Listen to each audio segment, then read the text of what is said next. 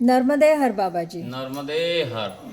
अभी अगले 2 दिन में आने वाले नर्मदा मैया की जयंती के उत्सव के तौर पर आप सारी जनता को हम लोगों के लिए क्या संदेश देना चाहेंगे?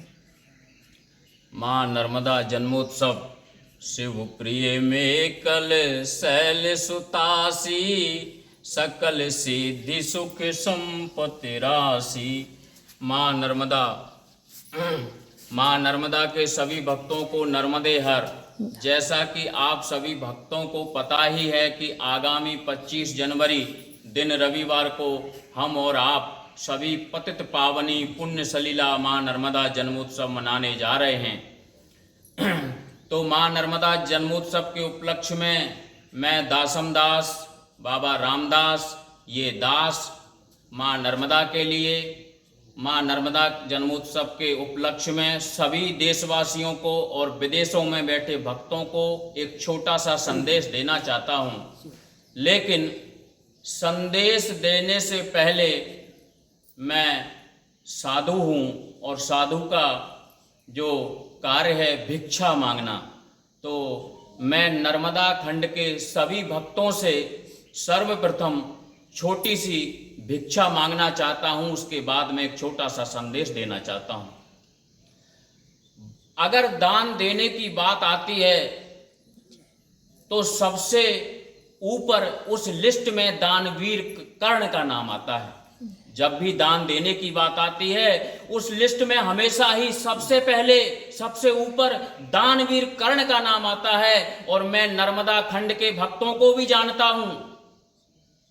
21 कल्पों से इस धरा पर निरंतर मां नर्मदा बह रही है और आदिकाल से परिक्रमा हो रही है। नर्मदा खंड के भक्तों के पास उनके दरवाजे पर अगर कोई साधु संत भक्तजन एक नारा लगाता है जाके नर्मदे हर का, और जो भी भिक्षा के रूप में मांगता है वो भी अपने दरवाजे से कभी खाली हाथ नहीं लौटाते। मैं नर्मदा खंड के भक्तों को जानता हूं।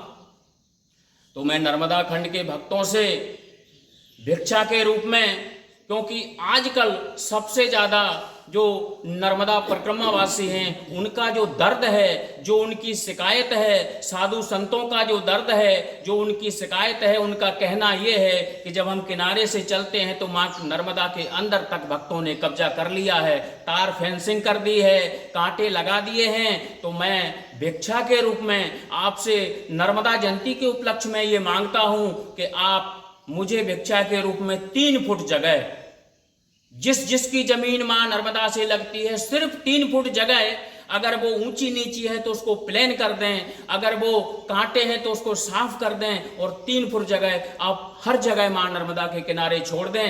यही मेरी भिक्षा है, आपकी मां झोली भर देगी। और मेरा संदेश ये है कि स्वच्छता और वृक्षारोपण के साथ साथ हमें ये भी ध्यान रखना है, क्योंकि ये जो मां नर्मदा है वो नदी के रूप में है पर वे नदी नहीं है। प्रभु श्री राम मनुष्य के रूप में हैं पर वे मनुष्य नहीं हैं। सर्व तीर्थ नायकम, सब तीर्थों की नायिका है। 33 कोटि देवी देवता उसके खंड में निवास करते हैं।